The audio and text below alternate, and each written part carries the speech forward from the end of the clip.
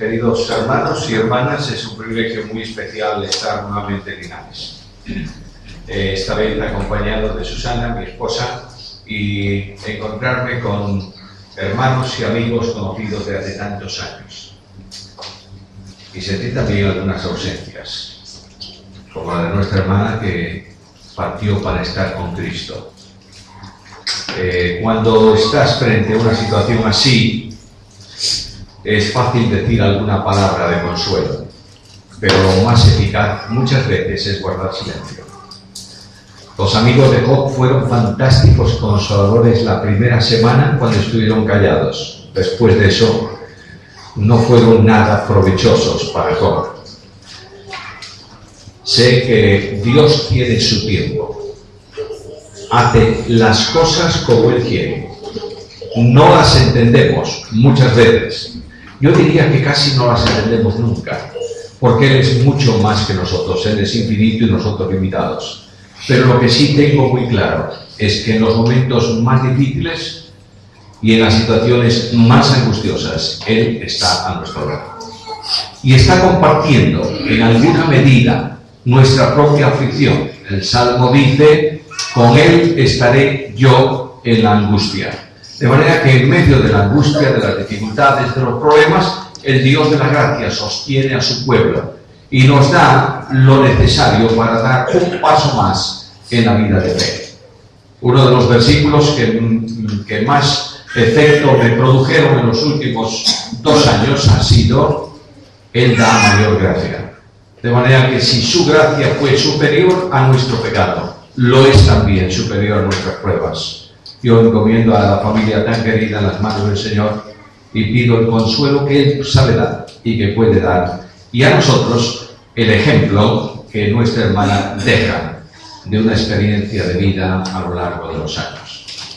Quiero saludaros en nombre de vuestros hermanos en Vigo y deciros que ellos están orando por este tiempo y por este ministerio, y a muchos de ellos que os conocen me daban saludos para este y para el otro y para el otro, y una de las desgracias que yo tengo, uno de los problemas que yo tengo es que no me acuerdo del nombre de nadie. Me acuerdo del mío casualmente, pero no me acuerdo de los nombres, y cuando me dicen saluda a fulano y al otro, le digo: mira, olvídate, porque no lo voy a hacer, voy a quedar mal si te prometo que lo hago. Recibid saludos de la iglesia en Vigo y de los amigos personales que tenéis también en aquella iglesia. He cumplido, por tanto, la obligación. Ahora, los temas para este tiempo, el título general que se sugiere para este encuentro es Una iglesia para el siglo XXI. De manera que hoy vamos a comenzar por un tema simple, sencillo: la iglesia centrada en el interés por los jóvenes. No hay ninguna iglesia que vaya a avanzar, que camine en el tiempo actual, si no se preocupa abiertamente de la juventud y trabaja con los jóvenes e integra a los jóvenes, porque los jóvenes no son la iglesia del futuro, son la iglesia del presente. Y la iglesia que avanza en el tiempo actual es la iglesia comprometida con los jóvenes. Mañana tomaré 2 temas en uno solo: una iglesia centrada en la adoración a Dios y en la comunión los unos con los otros. Luego, el siguiente tema es una iglesia centrada en la Gran Comisión. A continuación, una iglesia centrada en la edificación del cuerpo de Cristo. Luego, una iglesia centrada en un liderazgo bíblico. Y finalmente, una iglesia centrada en los principios que motivaron lo que se suele llamar la Reforma: la sola fe, la sola gracia y la sola Escritura. El Señor nos va a ayudar en su voluntad para desarrollar estos temas con vosotros a lo largo de estos días, y pido al Señor que sean de edificación para su pueblo y de provecho personal para cada uno. Por tanto, una iglesia que avanza en el siglo XXI y que quiere funcionar como una iglesia dinámica, próspera, de avanzada, tiene que ser una iglesia que se ocupa específicamente de los jóvenes. Cuando buscaba un texto para hablar de juventud, me doy cuenta que el texto más conocido posiblemente sea aquel de la carta a Timoteo, primera carta, capítulo 4 y versículo 12, en donde Pablo dice a Timoteo: ninguno tenga en poco tu juventud. Claro, cuando Pablo escribe a Timoteo y le dice que nadie tenga en poco tu juventud, no está escribiendo a un muchacho de 17 años, 18 años, está escribiendo ya a un hombre. Pero en aquel tiempo, lo mismo que en el tiempo actual, cualquiera que es más joven que yo, tengo la tendencia, humanamente hablando, de considerarlo como poco preparado y que no va a alcanzar nunca mi nivel. De manera que esto ocurría en los tiempos de Pablo, en la iglesia apostólica, en la iglesia que los apóstoles fundan y que los apóstoles ministran a las iglesias a las que están escribiendo en aquel tiempo. Le dice: mira, Timoteo, no te preocupes, que nadie tenga en poco tu juventud, pero tú sé ejemplo. No solamente en palabra, sino también en conducta. Sé ejemplo delante de los mayores para que nadie tenga en poco tu juventud. Los jóvenes que están aquí presentes me están mirando y dicen: bueno, vamos a recibir hoy una exhortación para los jóvenes. No voy a hablaros a vosotros, voy a hablar en general sobre la importancia de la juventud dentro del entorno, del contexto de la iglesia. Primeramente, ¿qué es un joven? El joven, la respuesta mejor a esa pregunta, ¿qué es un joven?, es esta. Un joven es una persona de edad corta, es decir, que no hace muchos años que vive, aunque tenga 18, 20, 21, comparado con los que ya tenemos 60 y algo. De manera que un joven es una persona de corta edad y tiene 4 grandes características. La primera característica es fortaleza. Generalmente el joven es una persona dinámica, fuerte, está corriendo siempre, jugando siempre, metido en esfuerzos que los mayores no podemos hacer. La segunda característica es su dinamismo. Es verdad que hay excepciones que confirman esa regla. Hay jóvenes que los ves tan dinámicos que están sentados todo el día en una esquina mirando si pasan las aves o no. Otros jóvenes son muy dinámicos en los pulgares de sus manos, jugando con las máquinas, pero habitualmente el joven, que es una persona fuerte, es también una persona dinámica, le gusta la actividad, no puede estar parado. En tercer lugar, el joven es una persona de poca experiencia, porque no ha vivido. La experiencia la da la vida. Hace unos años, en nuestra iglesia en Vigo, un padre, yo hablé acerca de los padres aquella mañana, y un padre me dijo: sí, es fácil decir lo que dijiste, pero tú te das cuenta que mi hijo sabe mucho más que yo. Yo le dije: te equivocas absolutamente. Tiene un conocimiento teórico, técnico mayor que el tuyo, pero tú sabes más que él porque tienes más vida que él. Mientras no llegue él a tu edad, no tiene la experiencia de vida, que es lo que realmente vale en el desarrollo de la condición de la persona. Los jóvenes tienen poca experiencia, son fuertes, son dinámicos, tienen poca experiencia. Pero la gran necesidad bíblica de un joven es la de ser formado. Nadie nace titulado, tiene que formarse y tiene que estudiar. De esta misma forma, de esta misma manera ocurre en la iglesia. El apóstol Pablo, cuando escribe a Timoteo, le recuerda la obligación que tiene de enseñar a otros. Especialmente hay que enseñar a los jóvenes. Y Pablo dice: lo que has oído de mí delante de muchos testigos, esto encarga a hombres fieles que sean idóneos para enseñar a otros. Está, entre otras cosas, diciéndole a Timoteo: no pierdas el tiempo en formar para enseñanza a quienes no son capaces de enseñar. Pero a los jóvenes hay que enseñarles para formarlos en la palabra en general, y Dios levantará sin duda ninguna de ellos personas capaces de enseñar a otros. La juventud, lo mismo que los creyentes, tienen que orientar, la juventud cristiana tiene que orientar su vida bajo los principios de la palabra.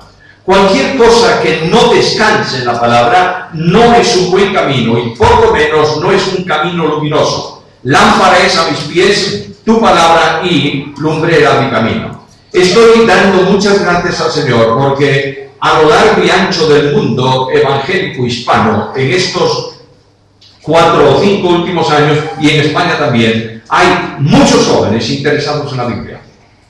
Hay muchos jóvenes que preguntan: ¿qué curso puedo hacer? ¿Cómo puedo estudiar? Y hay muchos jóvenes con deseo de conocer la Biblia por una razón: porque se dan cuenta de que carecen de muchos conocimientos de la Escritura para afrontar ciertas situaciones. Por tanto, a los jóvenes que son dinámicos, que son fuertes, que tienen poca experiencia, hay que dedicarles tiempo para formarlos en la palabra del Señor. Ahora, esto que es el concepto general de joven, debo llevarlo a un segundo aspecto. ¿Qué es o cómo es el joven en la Biblia? Es muy interesante, hay un versículo que es un tanto difícil de traducir según los expertos en hebreo, yo no tengo ni idea del hebreo, que es el Salmo 110 del versículo 3, en donde dice que tú tienes el rocío de tu juventud desde la aurora, refiriéndose al Mesías. Sé que hay algunos que dicen ese versículo no se refiere a eso y se debiera traducir como yo te he engendrado hoy, según el Salmo 2, bueno, lo que sea, pero no hay duda alguna que ese aspecto de joven está vinculado con el Mesías, por tanto con Dios. Dios, aunque en la Biblia se manifiesta a veces como el anciano de días, no es un anciano en cuanto a edad, sino en cuanto a experiencia, en cuanto a conocimiento, en cuanto a razonamiento, pero no puede ser un anciano en cuanto a edad porque Dios es eterno. De manera que si yo tengo que decir algo acerca de Dios, diría que Dios es siempre joven. Y el propósito de Dios para la iglesia es precisamente ese, presentarse a sí mismo una iglesia que no tenga mancha ni arruga. La mancha tiene que ver con el vestido. Va a ser santa, es santa posicionalmente en Cristo, pero en el arrebatamiento, en el traslado de la iglesia, en el encuentro con Cristo, el pecador, en el último nivel de salvación, va a ser separado de la presencia del pecado. No hay mancha, sin mancha, pero sin arruga. Eso de arruga no tiene que ver con el vestido, tiene que ver con la frente. A medida que el tiempo pasa, nosotros vamos arrugándonos. Es sorprendente, a veces me miro en el espejo, bueno, me miro todas las mañanas cuando me arreglo, pero no me doy cuenta de eso y digo, qué barbaridad, cuántas arrugas tiene. Bueno, es el paso del tiempo. La iglesia en la presencia de Dios va a vivir una experiencia de atemporalidad. Por tanto, va a ser una iglesia santa y sin mancha y sin arruga. Ahora, Dios se compara, por tanto, con juventud. Tú tienes desde el seno de la aurora, tú tienes el rocío, la fuerza de tu juventud. Pero voy a la Biblia y observo que a lo largo de toda la Escritura, los jóvenes aparecen una y otra vez, refiriendo la palabra de Dios específicamente a esa condición de joven. Abro las biografías bíblicas y me encuentro con un José, que es un hombre joven, y se habla de la etapa de juventud de José. Voy a la Biblia y abro la historia de Moisés y comienza como niño, pero hace mucho énfasis la historia en los primeros 40 años de la vida de Moisés. Por tanto, está refiriéndose a un joven en su biografía. No me habla la Biblia simplemente del libertador del pueblo cuando ya tiene 80 años. Me habla de un hombre que se está preparando en todos los conocimientos en Egipto para servir al Señor en un ministerio que había dispuesto para él, indudablemente desde antes de su nacimiento, claro, porque Dios es soberano, pero tiene mucho que ver el tiempo de preparación de la juventud de Moisés. Puedo seguir así adelante en la historia del Antiguo Testamento y descubrir jóvenes permanentemente vinculados con esa etapa de la vida, de la juventud, como ejemplo para nuestra enseñanza, nuestra amonestación. Ahora voy al Nuevo Testamento y descubro jóvenes en la iglesia primitiva a los que el Espíritu Santo hace referencia específica en la Escritura. Por ejemplo, descubro un nombre, Juan Marcos. Juan Marcos es joven. Es una persona joven que como joven tiene ciertos problemas. Claro está que cuando tú lees una biografía a la luz de la Escritura, depende cuál sea tu posición, así tratarás al sujeto del relato. Si tú eres enormemente ortodoxo, entre comillas, verás a Juan Marcos como un desertor. Así le llamó Pablo. Pero si eres un hombre lleno de gracia como Bernabé, verás a un hombre aprovechable para el ministerio. Y si eres un hombre, un líder en la obra, que quieres preparar a un hombre joven como Juan Marcos, le hablarás de Cristo como hizo Pedro. Y la gran transformación de la vida de Juan Marcos está precisamente en el conocimiento de Jesús. Por tanto, Juan Marcos, ese joven que tiene sus problemas, que deserta, como dice el apóstol Pablo, pero desertó porque tampoco fue llamado a la obra por el Señor en aquel tiempo. Había sido invitado por Pablo y por Bernabé para que fuese con él. Era un hombre que se cansó de las situaciones y volvió a su casa. No podemos, no debemos juzgar. Pero más adelante descubro que ese joven, preparado convenientemente al lado de grandes hombres de la Biblia, trae como resultado un hombre que no escribe una epístola. Escribe un evangelio. Es decir, está impactado por Cristo, lleno de Cristo, admirado de Cristo. Voy a la Biblia y descubro un joven que pasa por la estela bíblica sin ninguna otra cosa que una referencia. Es el sobrino de Pablo. Y él sabe, él es el instrumento para que Pablo no caiga en la celada que los judíos habían preparado contra él.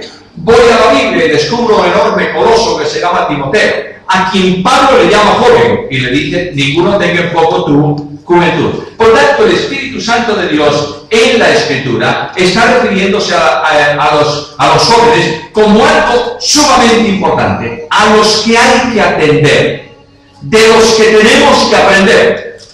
¿Cómo? Naturalmente que sí.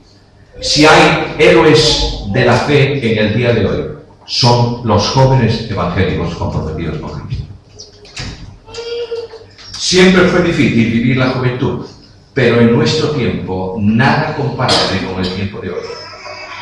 Algunos dirán: en aquel tiempo había persecución. Bueno, puede ser que hubiera persecución y la hubo. Una cosa es enfrentar la persecución, otra el libertinaje. Y en nuestra sociedad de hoy, la moral caduca, la moral decadente, la moral permisiva, está rodeando la vida de los jóvenes que están en nuestras universidades y en nuestras escuelas. Y cuando un joven se mantiene en santidad, es un héroe de la fe del tiempo actual. Tenemos que tener mucho cuidado y prestar muchísima atención a los jóvenes en la iglesia, también a los niños. No es el tema de esta noche, pero nuestras reuniones están generalmente orientadas a personas mayores. Pero es que tenemos que ocuparnos también de los niños. Los jóvenes en la iglesia a veces son personas poco aprovechadas, enormemente cuestionadas y poco o nada enseñadas con nuestro ejemplo personal. Ahí tenemos el Nuevo Testamento y el Antiguo que esta noche me dice el Espíritu de Dios: presta atención ¿a quién? A los jóvenes. Ahora, ¿cuál es la actitud en relación con los jóvenes? Bueno, los mayores solemos, yo solemos menospreciar. No hablamos mal de ellos, pero pobrecitos, son jóvenes, no saben mucho lo que hacen. Mira qué ruido forman en la iglesia, mira lo que están haciendo. Bueno, son jóvenes. Esto ocurre en los tiempos de Pablo. El apóstol Pablo dice a Timoteo: ninguno tenga en poco tu juventud. Luego Timoteo era cuestionado en la iglesia no por lo que enseñaba, sino porque era joven. ¿Qué nos va a enseñar un joven a nosotros? Esta idea de gerontocracia, de idea de mayores los mejores y los jóvenes los no mejores, están causando o han causado un tremendo perjuicio a la obra evangélica en todo el mundo y especialmente en España. Hay una enorme cima entre los mayores, hablo de 60 años, mucho del liderazgo de la obra está en manos de personas de esta edad, y los jóvenes que vienen detrás, entre esa cima de 60 a 25 30 años, que son los jóvenes de hoy comprometidos, hay una enorme cima de una generación que se ha perdido, porque no se ha dado el cambio generacional necesario y se han incorporado al liderazgo de las iglesias gente joven que al lado de los mayores se preparase para tomar el liderazgo en el momento oportuno. De manera que los jóvenes, los mayores, solemos tener en poco, yo me incluyo en esto, a los jóvenes, y los consideramos como personas alocadas, medio irresponsables y llenos de problemas. No es lo que la Biblia enseña, por una razón. Primer problema: la iglesia del siglo XXI tiene que tener muy claro, pero muy claro, lo que dije al principio, que los jóvenes no son la iglesia del futuro. Los jóvenes son la iglesia del presente. Que la iglesia del futuro va a tener jóvenes que seguirán siendo jóvenes del presente cuando llegue el futuro. Pero los jóvenes, nuestros jóvenes hoy en día, son iglesia actual. Son personas capacitadas en muchas materias que antes no teníamos de conocimiento intelectual. Son capaces de pensar, cosa que muchos mayores son incapaces de pensar, no porque sean mayores, sino porque no han sido entrenados para ello. Me encanta ver a los jóvenes, sobre todo estudiantes de filosofía, que cuando estás enseñando una materia en el instituto bíblico, enseguida toman el pensamiento y comienzan a razonar. Esto es una tremendísima bendición. Indudablemente me va a decir alguien, ojo con la filosofía, por supuesto que sí. Siempre que no esté encima de la Biblia, si está por debajo de la Biblia, es muy válida y muy útil y muy necesaria.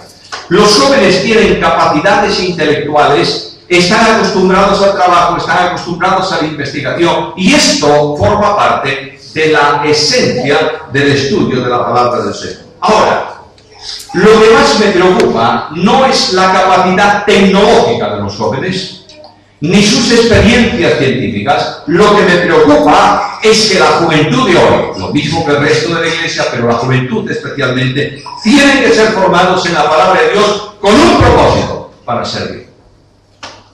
No hay posibilidad de hablar de salvación si no se habla de servicio.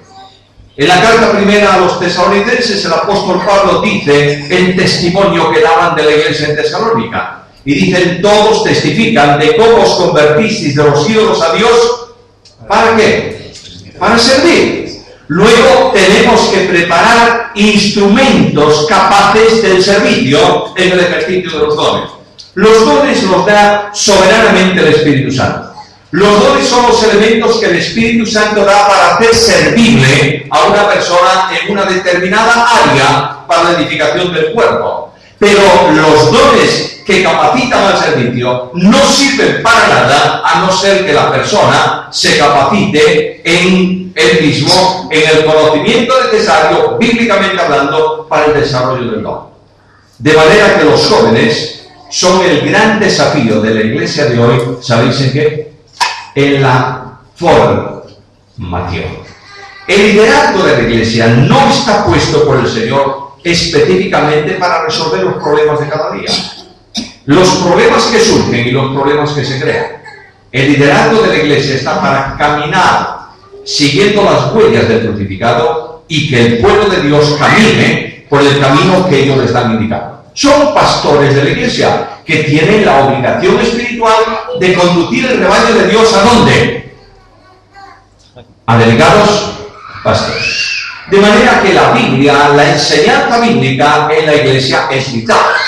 Una iglesia que no sitúa la Biblia en el púlpito para enseñar a la congregación es una iglesia que fracasa.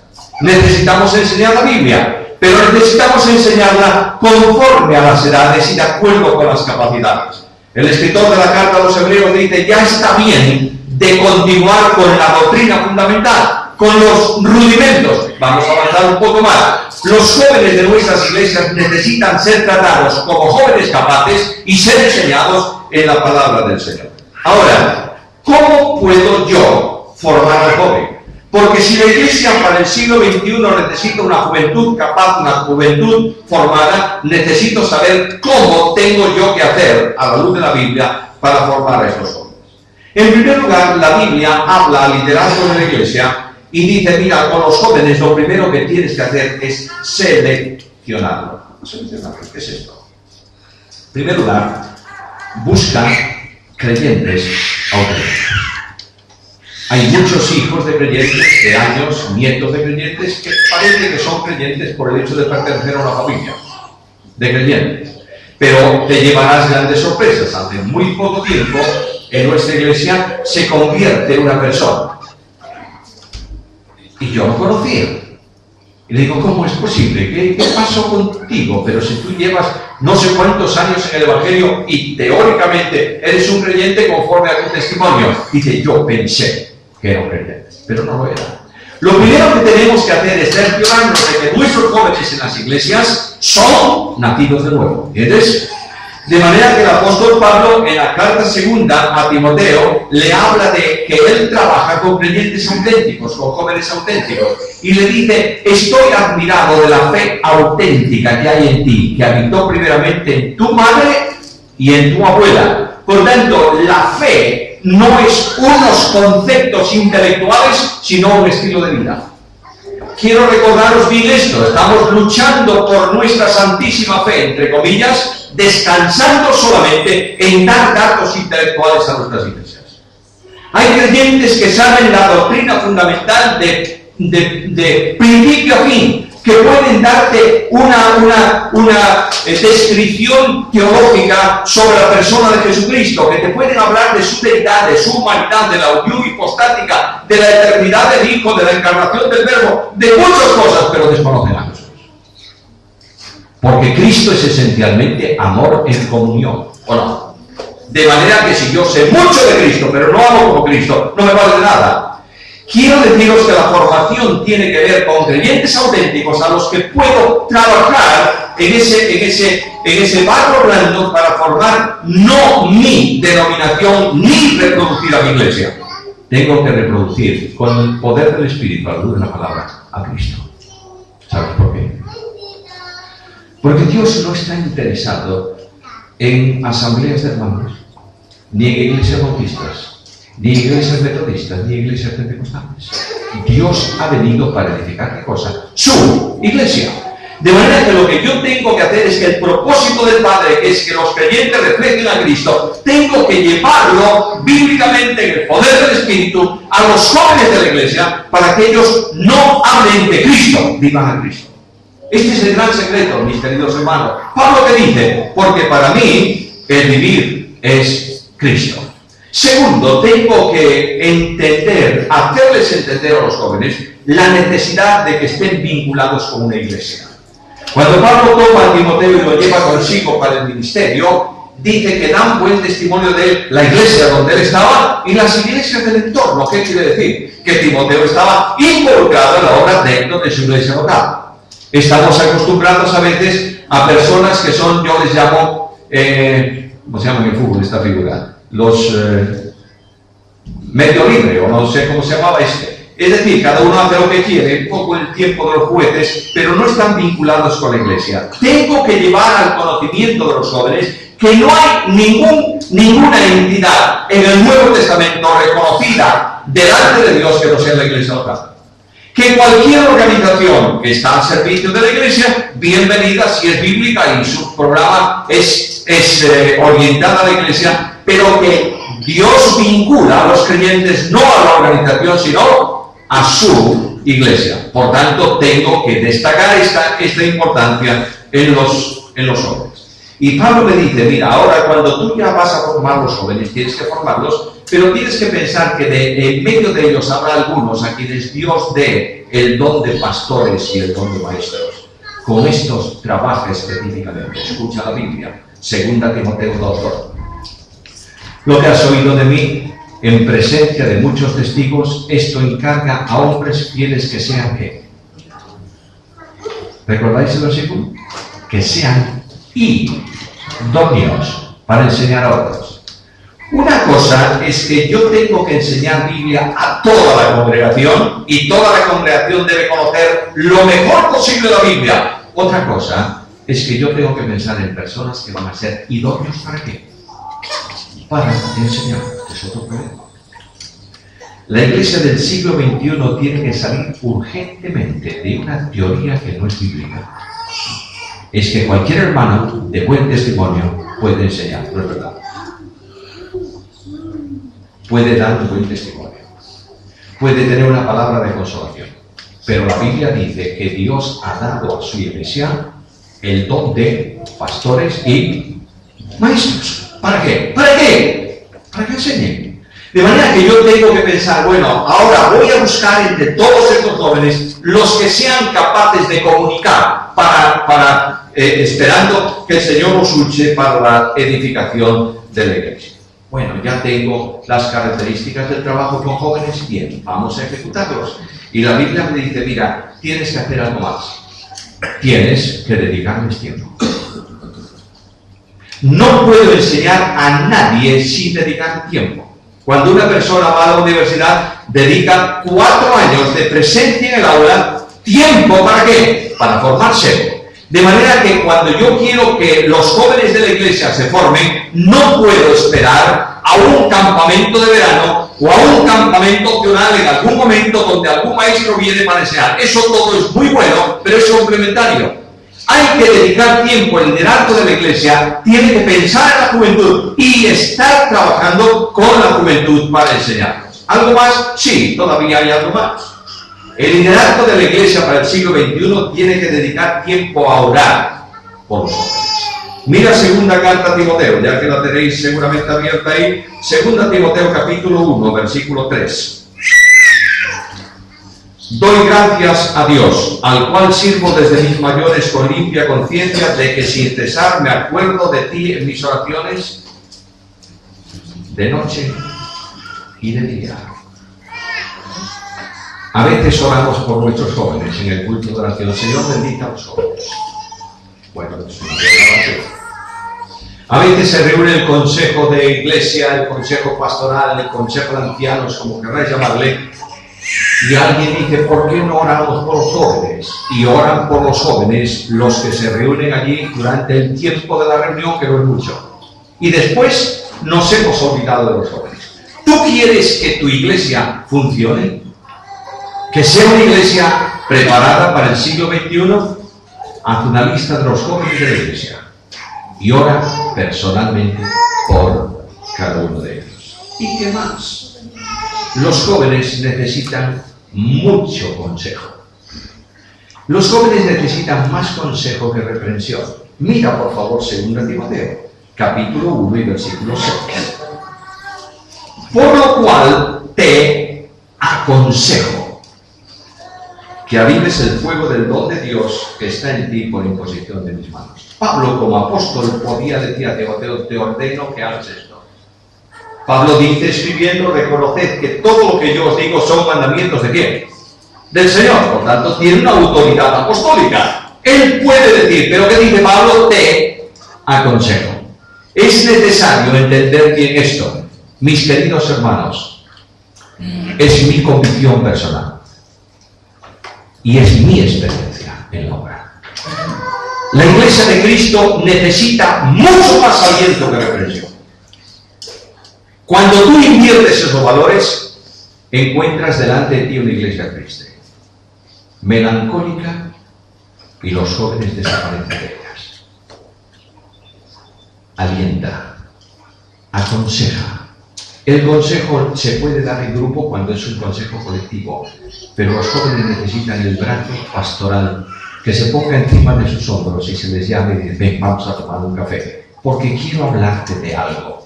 Ese consejo personal se tiene que complementar con la vida del líder que forma a los jóvenes. Ahora ya tenemos la selección para hacerla, los jóvenes ahí delante, orando por ellos, dedicándoles tiempo, aconsejándoles. ¿Y cómo tengo que formarlos? Bueno, si yo preguntase esta noche, vamos a formar jóvenes, ¿por dónde empezamos? Yo creo que mayoritariamente la respuesta que sería un curso bíblico. Bueno, está muy bien, pero cuando voy a la Biblia me encuentro con que Pablo enseña que para formar a los jóvenes hay que establecerles valores.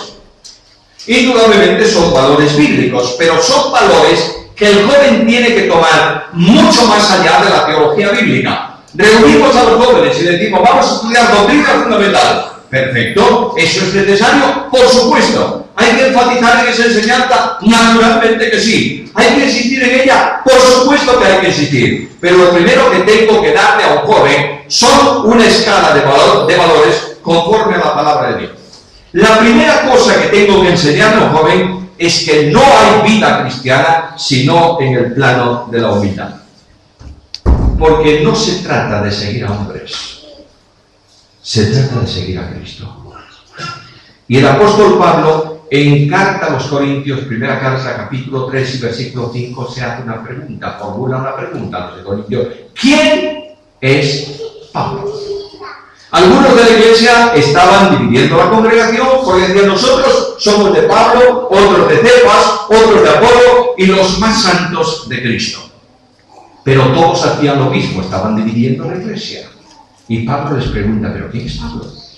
Y cuando Pablo está enseñando y escribiendo delante de jóvenes que están a su lado formándose, escribe, por ejemplo, desde Éfeso la carta a los romanos, y en el capítulo 12, versículo 3 dice: ninguno tenga más alto concepto de sí que el que debe tener. Luego, lo que está enseñando Pablo es algo que impacta a aquellos que le rodean.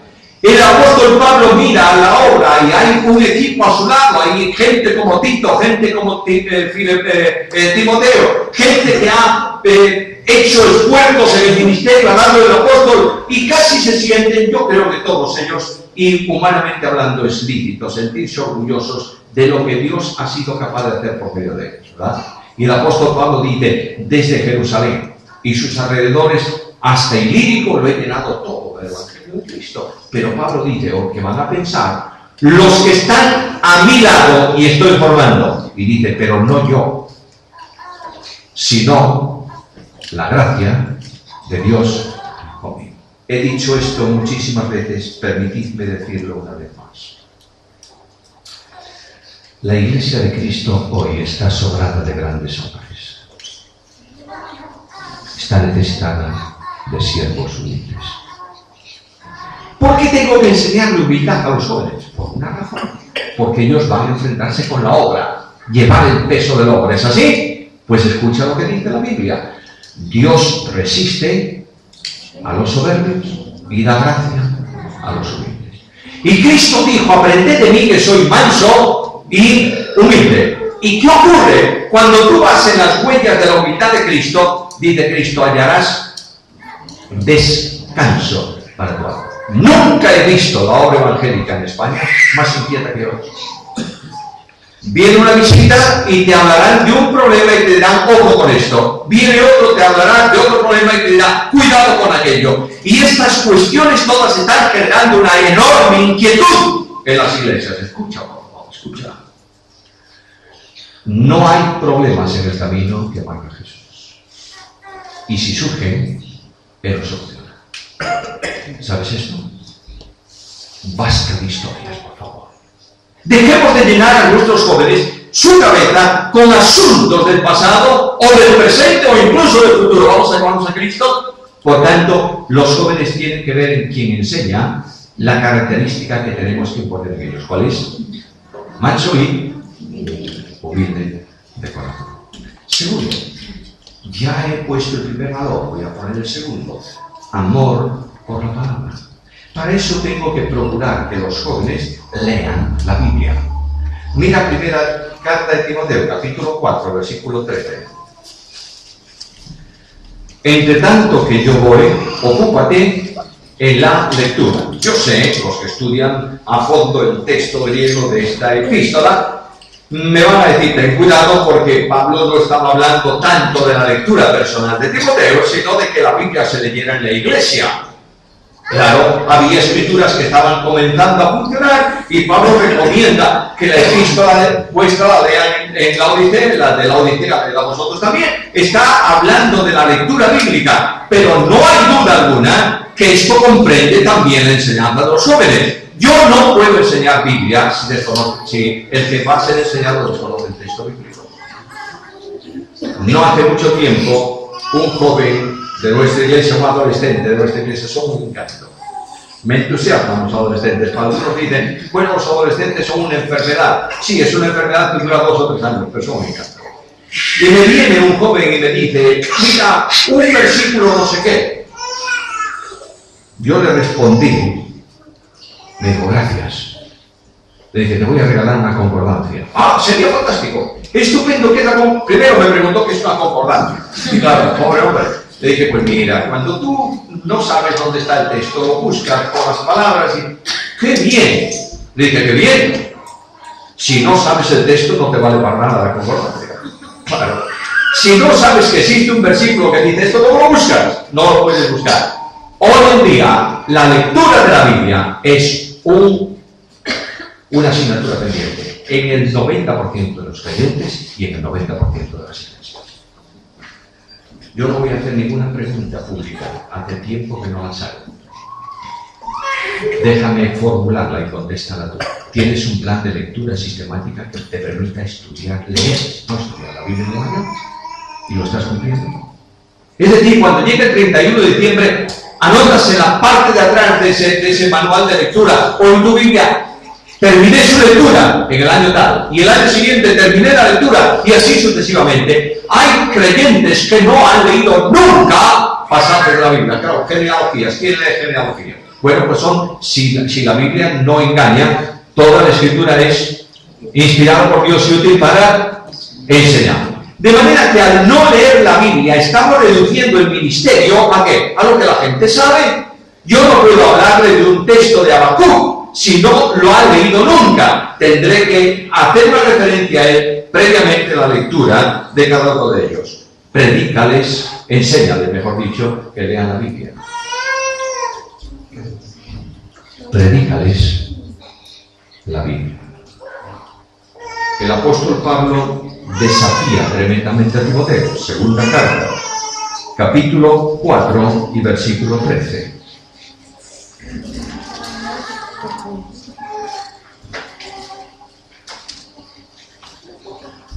Perdón.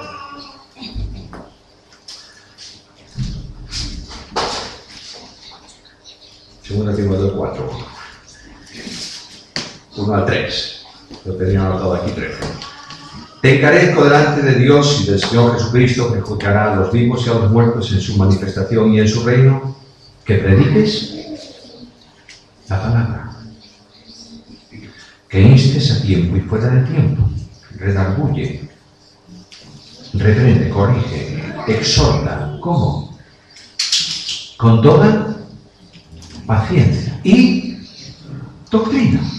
Porque vendrán tiempos cuando no sufrirán la sana doctrina, sino que teniendo comezón de oír, se amontonarán maestros conforme a sus propias concupiscencias. Y decimos, bueno, esto no ocurre entre nosotros, porque naturalmente nosotros tenemos una ortodoxia. Escucha, cualquiera enseñanza de la Biblia que conduzca a los intereses personales, están inclusos en esto. No hace falta que nadie venga a decirte que Jesucristo no es Dios. Si alguien te dice que en la iglesia de Cristo hay blancos y negros, siervos y libres, está incurriendo en el mismo problema. ¿Entiendes eso? ¿Qué es lo que los jóvenes quieren escuchar? Quieren escuchar a Dios hablando. Quieren escuchar la palabra, estrictamente la palabra. No interpretada conforme a lo que yo quiero interpretarla, sino conforme a lo que Dios dice. ¿Me estás entendiendo? De manera que la enseñanza tiene que ver con la predicación expositiva de la palabra de Dios y tiene que ver con mensajes edificantes. Mira, por favor, segunda carta a Timoteo de nuevo, capítulo 2, versículos 14 y 16. Recuérdales esto, exhortándoles delante del Señor a que no contiendan ¿sobre qué?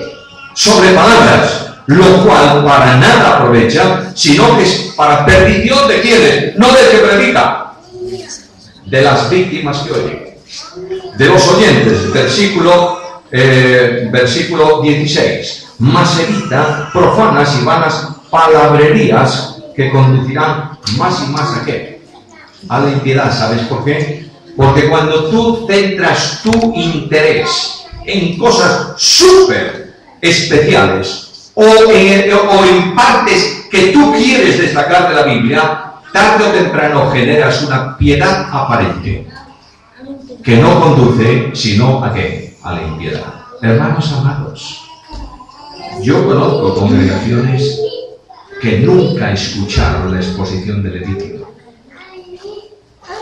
Y si tú no conoces Levítico, no entenderás Hebreos nunca.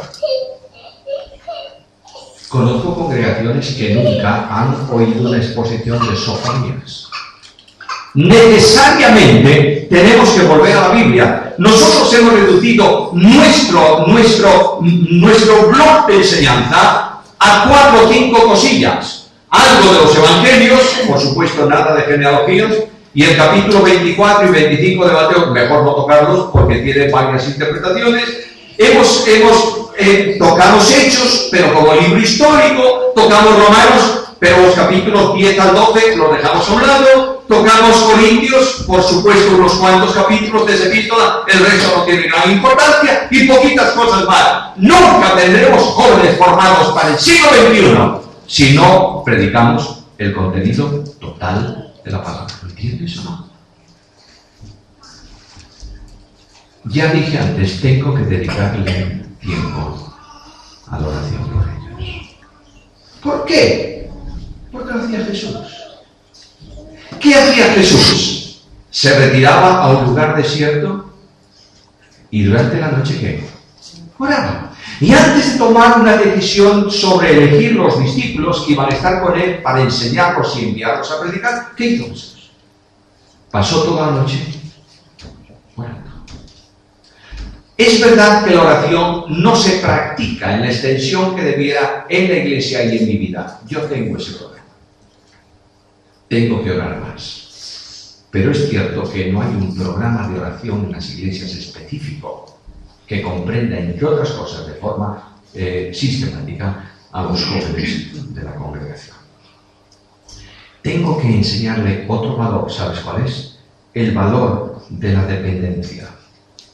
No tengo que decirle, esfuérzate en esto o en aquello. Esfuérzate en mantener lo que hemos recibido. Esfuérzate en la doctrina. Esfuérzate en las costumbres. Esfuérzate en no sé qué. ¿Qué dice Pablo? Esfuérzate en la gracia. Porque no eres tú el que haces la obra de Dios. Uno de los problemas serios que estamos afrontando en los últimos años es que la obra de Dios quiere ser hecha por hombres. Y la obra de Dios, la hace Dios o no se hace. ¿Entiendes eso? El hombre es instrumento en la mano de Dios para hacer la obra de Dios. ¿Me oyes? Pero nunca puede sustituir a Dios. ¿Me estás comprendiendo lo que quiero decir? Por tanto, solamente en la gracia, solamente en el fluir de la gracia, solamente en la experiencia de la gracia, solamente en el descanso de la gracia, se puede llevar con éxito la obra de Dios. Nadie me diga, por favor, porque he dejado de creerlo, que hoy en día el tiempo hoy es complicado y la gente no se salva. No, es verdad. Lo único que hay que hacer es colocar la iglesia en orientación a la voluntad de Dios. Y Él hace su obra. Domingo pasado en nuestra iglesia, por la mañana, domingo anterior, terminé el ministerio de la mañana y dije, si hay alguna persona entre nosotros con algún problema, estaba hablando de la plomada de Dios, con algún problema, que se dé cuenta que el plomo que Dios pone no es conforme a su vida.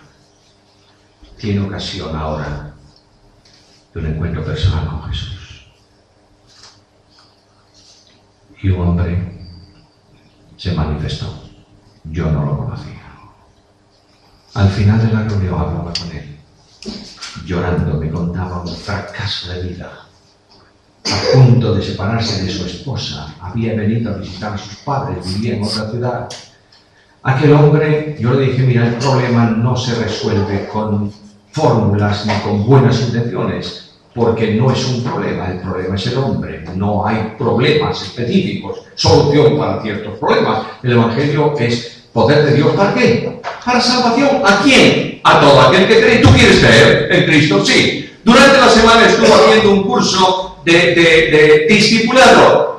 Y qué sorpresa para mí, qué impresionante sorpresa. El viernes venimos a una reunión especial de oración que tenemos todos los meses, en ese viernes, que comienza a las 9 de la noche y termina. ¿Cuándo termina? ¿Quién estaba en la reunión? Ese hombre. Le digo, ¿pero qué? ¿Cómo estás aquí? ¿Qué? Dice, oh, naturalmente soy un hombre distinto y me interesa seguir adelante en el camino del Señor. Domingo pasado, culto de juventud.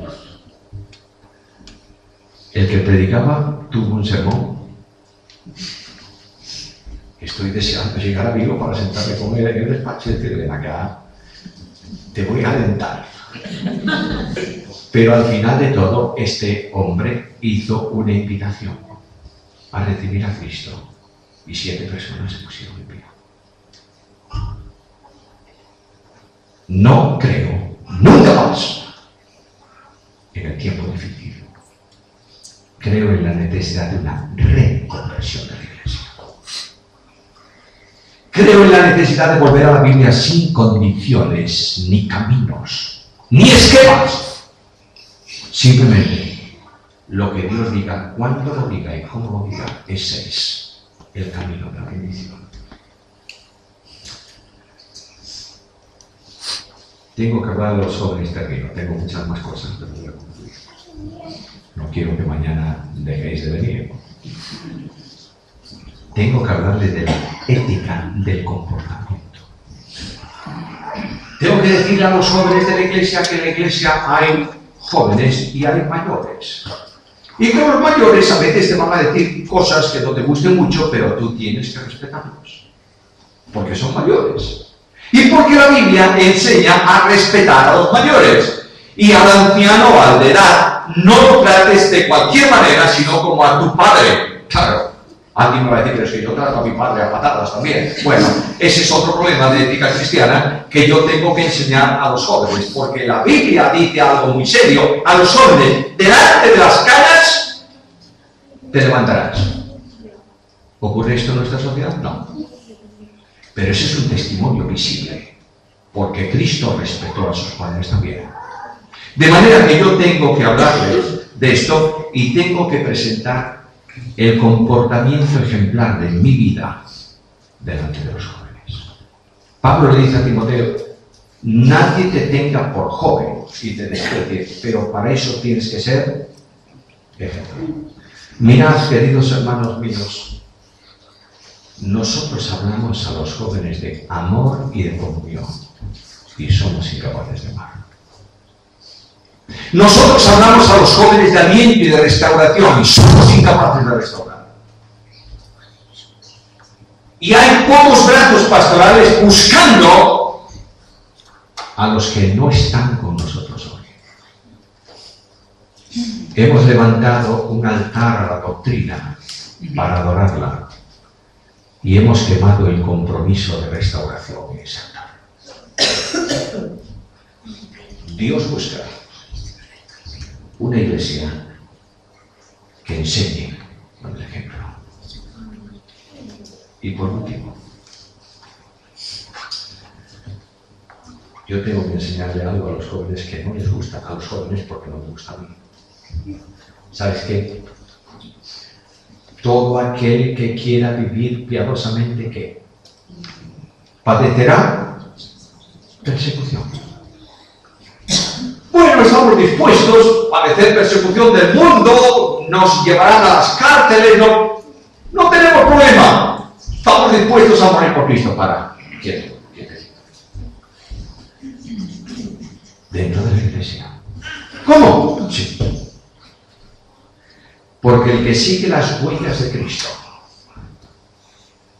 sigue a Cristo, no sigue la herencia recibida. ¿Entiendes lo que quiero decir? Y cuando tú te colocas en el seguimiento sine qua non de Jesús, padecerás lo que él padeció, que era persecución. A Cristo lo sentencia a la muerte no al final de su vida. Ahí es la sentencia judicial escrita. Pero Jesús fue condenado a muerte por los fariseos y por los herodianos en el primer año de su ministerio. ¿Por qué? Porque Cristo tocó las raíces del árbol, de la historia y de la tradición. Y los sacudió. Y la fruta podrida de fariseos y saduceos cayó al suelo. Y dijeron que no nos siga tocando el árbol, porque nos quedamos sin lugar. ¿Estás dispuesto, joven, a pagar el precio de fidelidad al Señor? Es fácil decirlo a los jóvenes, ¿verdad? Queremos jóvenes dispuestos a pagar el precio. Y ellos me dirán: Lo estás pagando tú. Este es el ejemplo. Esta es la forma de vida. Esta es la Iglesia. La responsabilidad es vuestra. La responsabilidad es de liderazgo bíblico de hoy. Yo pido a mis queridos hermanos y líderes de Roja, a quienes amo profundamente, el Señor lo sabe, a quienes respeto profundamente porque son ministros del Señor. Yo le pido, por favor, en el nombre de Cristo, un alto en el camino. Un alto en las cosas, un alto en las formas, un alto en el sistema. Y un retorno sin condiciones a Jesús.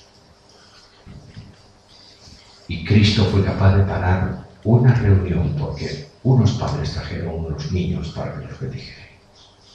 Esto es lo que la Iglesia necesita.